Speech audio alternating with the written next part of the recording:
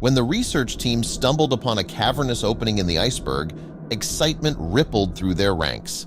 The cave's icy walls glittered like diamonds, hinting at undiscovered wonders within. Equipped with flashlights and cameras, they ventured inside, curiosity and anticipation fueling their every step. The team hadn't spoken much on their way into the cave except for the necessary signals to each other, but now they all collectively gasped as they saw what was in front of them. It was a huge lake in the middle of this icy cave. How was this even possible? Steve, the group leader, urged his team to keep their distance from the water, but one of his teammates, Richard, didn't seem to hear him. Richard slowly made his way closer to the lake until he was standing right beside it. "Whoa, guys, you really have to see this. Come closer," he whispered to the rest.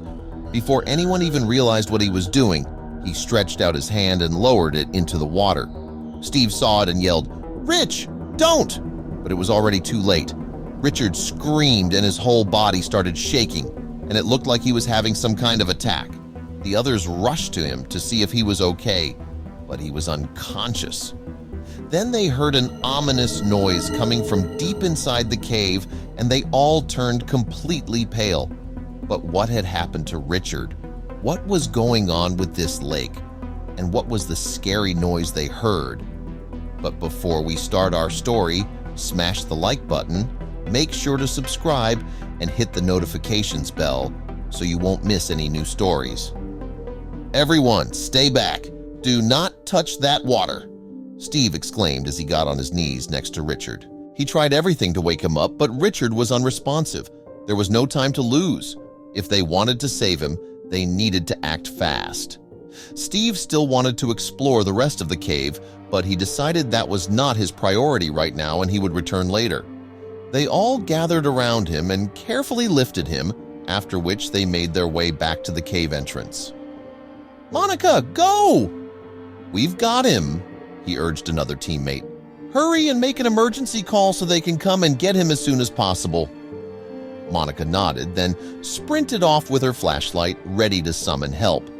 When they made it outside, they carefully laid Richard down on the ground and checked on him. "He's alive, but he's not well," Steve said.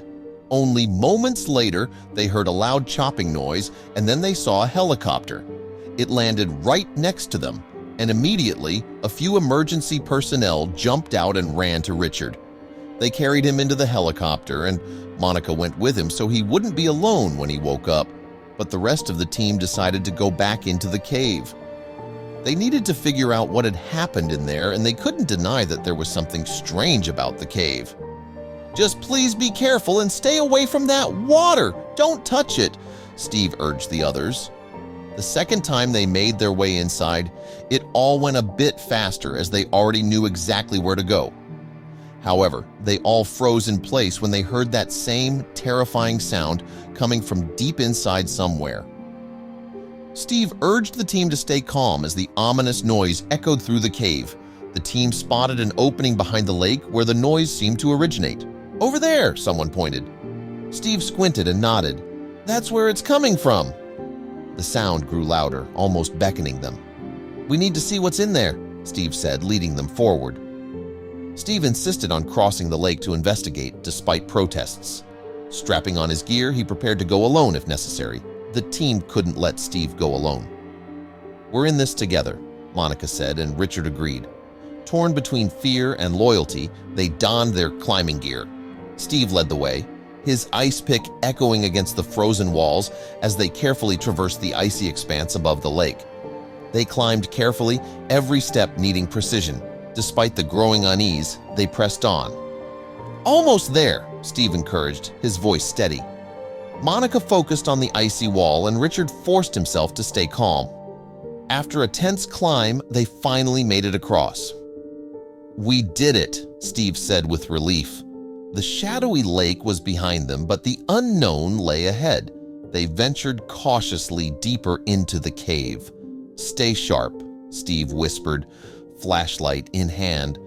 A faint light appeared at the end of the tunnel. "Do you see that?" Richard whispered. Steve nodded, signaling for caution. What could it be? Monica murmured, curiosity mingling with dread. Moving closer to the light, they remained unaware of what awaited them. The glow became brighter, casting eerie shadows on the walls. The cave walls seemed to close in, amplifying their anxiety. "Stay together," Monica reminded them. Reaching its source, they found a lit candle, flickering as if someone had just left. "Someone's been here," Richard said quietly. Steve knelt, inspecting it. "This is fresh." Monica glanced around, a chill running down her spine. "We're not alone," she murmured. Multiple tunnels branched out from the main one. "We should split up," Steve suggested. Monica hesitated. "Are you sure?" Richard agreed with Steve. "We'll be fine." Reluctantly, they paired off. Steve and Nikki ventured down one tunnel, leaving the others behind. "Stay close," Steve said as the cold, damp air enveloped them. As they moved deeper, footsteps suddenly approached. "Quick, over here," Steve whispered, pulling Nikki behind a rock. They crouched low, holding their breath. The footsteps grew louder, a voice calling out in the dark. Nikki's eyes widened, but Steve stayed focused. The sound paused near their hiding spot, the tension unbearable. Moments later, the footsteps faded. "That was close," Nikki whispered, trembling. "We need to be more careful," Steve replied. They waited until the silence settled, then cautiously moved on. The distant footsteps guided them deeper into the cave. "Do you think they know we're following?" Nikki whispered. "I hope not," Steve said, determination in his eyes. Suddenly, they were ambushed. Cloth bags were thrown over their heads and rough hands grabbed them. "What the—" Steve barely managed before his voice was muffled. "Stay quiet," a gruff voice ordered as they were dragged away. "Who are you? What are you doing here?" a voice demanded as they were questioned in the darkness. Steve tried to stay calm. "We're just explorers," he said. Nikki's voice trembled. "We didn't mean any harm." Their captors pressed on, relentless. "Why were you following us?" Steve struggled to respond, the cloth bag over his head making it hard to breathe. Despite their protests, they were led further into the cave. Blindfolded, Steve and Nikki were pushed through icy tunnels. The uncertainty was chilling, each step dragging them further from safety and deeper into the unknown. They were pushed into a small, dimly lit room, finally having the blindfolds removed. Steve blinked, his eyes adjusting to the faint light. Nikki looked around, her face pale. "What is this place?" she muttered, the icy walls closing in on them.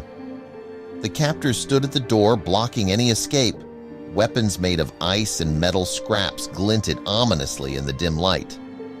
The interrogators approached, their expressions cold and calculating. "Who sent you?" one demanded. His spear pointed at Steve. Swallowing hard, Steve answered, "We're scientists. We're exploring the cave." Nikki chimed in. "We're part of a research team here to study the ice formations." The interrogators exchanged skeptical glances. "Scientists, huh?" one muttered. "Why should we believe you?" Steve offered. "We can show you our equipment and data." But the tension remained heavy in the air, their captors unconvinced. Suddenly, a loud noise echoed through the room, causing everyone to freeze. "What was that?" Nikki gasped, panic flashing in her eyes. The lead interrogator, clearly rattled, ordered, "Stay calm." The ground trembled beneath them, adding to the chaos. The captors hesitated, momentarily paralyzed by the unexpected quake. Finally, the lead interrogator commanded, "Move!" He gestured toward a tunnel, and everyone hurried out, the ground rumbling ominously. Meanwhile, the rest of the team continued exploring the cave, unaware of Steve and Nikki's capture. Richard and Monica marveled at the ice formations. As they moved deeper, they found unsettling signs of habitation. Makeshift tools and furniture scattered throughout the cave. Their unease deepened when they discovered a map etched into the ice. "It looks like a layout of the cave," Richard said, tracing the lines with his finger. Monica leaned closer. "Something's marked here," she pointed out, her breath visible in the freezing air. Before they could investigate further, a group of armed cave dwellers appeared, surrounding them. "Don't move!" One shouted, weapons raised. Richard and Monica froze, their hearts pounding. "We don't want trouble," Richard said, raising his hands in surrender. Monica searched for a way out, but escape was impossible. They were surrounded, outnumbered, and outmatched. The team was disarmed and taken captive by the stern-faced inhabitants. Richard and Monica were pushed forward, their gear confiscated. "Where are you taking us?" Monica asked, her voice shaking. The leader ignored her, leading them through winding tunnels. Richard tried to stay calm, though fear gripped him. They could only hope to find Steve and Nikki somewhere along the way. The captives were reunited in a dimly lit room. "Steve! Nikki!" Monica exclaimed, relief breaking through her fear. Steve looked up, a mix of worry and relief on his face. "You're okay," he said softly. Richard and Monica were shoved into the room and the door slammed shut. "What happened?" Richard asked urgently. Steve sighed. "Long story, but we're in this together now." They huddled together, whispering anxiously. "What do they want with us?" Monica asked, her voice trembling. Nikki shook her head, wide-eyed. Steve tried to reassure them. "We need to stay calm." Desperation crept in and they pleaded with their captors. "Please, we'll leave and never come back," Richard begged. Monica added, "We don't want trouble." Steve raised his hands in peace. "We're explorers. We didn't mean to intrude." Their words were met with silence, their captors unreadable. Hoping to diffuse the tension, Steve asked questions. "How long have you lived here?" An older man finally replied, "A long time." Curiosity mingled with fear as Nikki asked, "What's it like living here?" Hesitantly, the man began to explain. "We came here to escape. The outside world wasn't safe anymore." Another captor added, "We built a life here, away from everything." Slowly, the hostility ebbed, replaced by cautious understanding. Steve nodded. "We understand. We're just here to study the ice." The captors seemed to soften, their words revealing a hidden existence. "We've lived here for decades," the older man explained. Nikki asked, "But why stay hidden?" "The world above is dangerous," one replied. "Down here we have control." The team listened, captivated by their story and the depth of their isolation. "The water's electric," the older man revealed, pointing to a dark lake. "It's our first line of defense." Steve's eyes widened. "That's why Richard got shocked." The captors had harnessed the natural electricity of the eels to protect themselves. Monica marveled, "That's incredible." The resourcefulness of the dwellers amazed them. "We use everything the cave provides," one explained. The team saw evidence of this: tools, furniture, and maps crafted with care.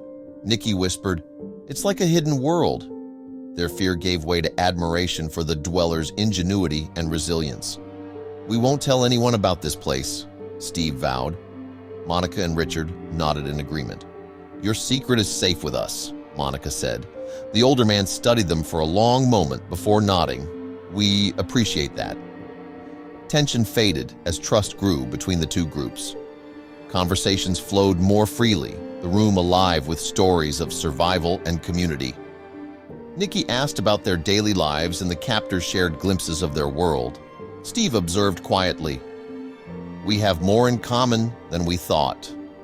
The older man managed a small smile.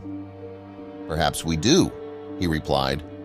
What began as fear turned into mutual respect, both sides recognizing their shared humanity.